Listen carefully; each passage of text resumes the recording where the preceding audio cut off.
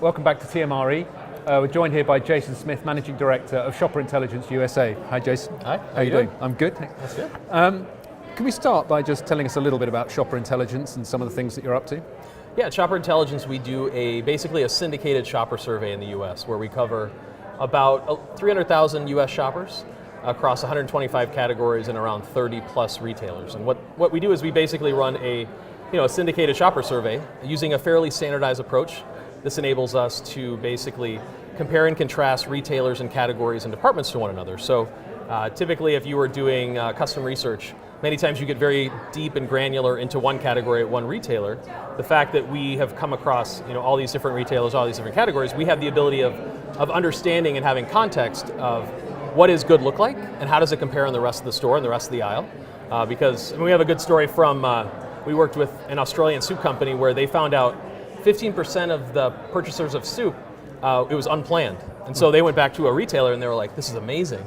We have 15% opportunity. It's unplanned, there's impulse. And they took it to a retailer and the retailer laughed because they realized that compared to the rest of the store, that's very little. So understanding that context is very valuable, and that's kind of how we partner with retailers and manufacturers in the US. Great, and what are some of the sort of the key issues that your clients are experiencing at the moment you're helping with? Yeah, I think there's a number of things. One is how does e-commerce and brick and mortar kind of fit into the same bucket? I mean, historically, we typically spend all of our time and energy understanding brick and mortar, but there's also a different dynamic with e-commerce shoppers. We actually, we survey Walmart.com, Amazon to understand, what does that category look like in e-commerce, and then how is the shopper, what is their overall attitude and feelings when they're shopping in a brick and mortar and comparing and contrasting it. So it's very valuable because there is a very different way of shopping, and historically companies have just kind of repurposed their brick and mortar strategy on an e-commerce platform. Yeah. So this is speaking to the language of the shopper and to the retailer.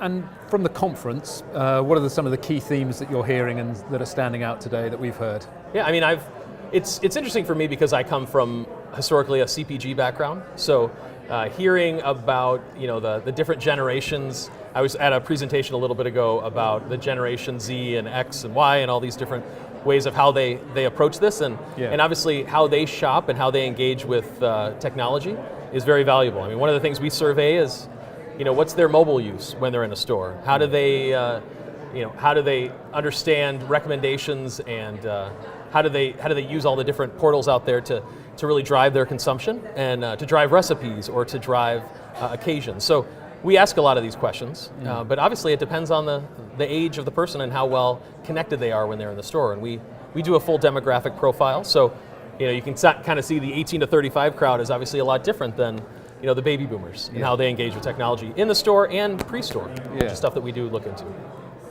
And if we look ahead, the industry overall, what do you think some of the biggest challenges facing the industry? Well, I think for our space, it is that omni-channel component. That's probably the biggest issue of the unknown. It's evolving so quickly.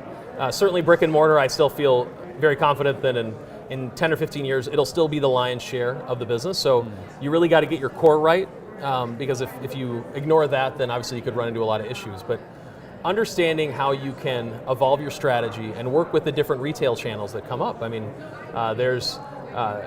we do a lot of stuff with dog food, cat food, things like that. So, you have Chewy.com popping up, and you've got Jet.com being purchased by Walmart. I mean, a lot of the retailers are just buying up these other pieces, and they really have to figure out how to manage that, and how does it fit into their overall strategy, which is very important.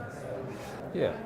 And finally, if you were giving advice to our peers, one piece of advice that you think would stand out given the pace of change that's going on in the market at the moment, what advice would you give people? Yeah, it's really kind of stepping out of your comfort zone. I think that's something in the US where shopper intelligence is a little bit newer here than it is in the rest of the world. I mean, most things do start in the US or the UK and kind of move to the rest of the world, where our company was founded in Australia, and the US is really the last of the 10 markets.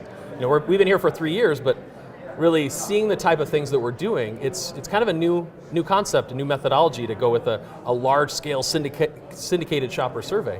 So I always challenge our clients and prospective clients to kind of really kick the tires on a lot of different things, because there's a lot of technology out there. There's a lot of new ways to do it. The old ways, they've been done for a long time, and And so if, and a lot of their competition is doing the same thing, so if everyone's doing the same thing, it's usually good to kind of differentiate yourself. And since I work with a lot of people in shopper insights and category management, coming to retailers with new ideas and having some fact-based data to support it is really valuable, because you can always just do a gut check and just kind of say, oh, you should try this, but unless you have some fact-based data to support it, like a Walgreens per se, they make a $1,000 mistake at a store times by 8,000 stores, it's a big issue. So if you can kind of come to the table with the right concept early on, it can certainly limit the risk that they have long term.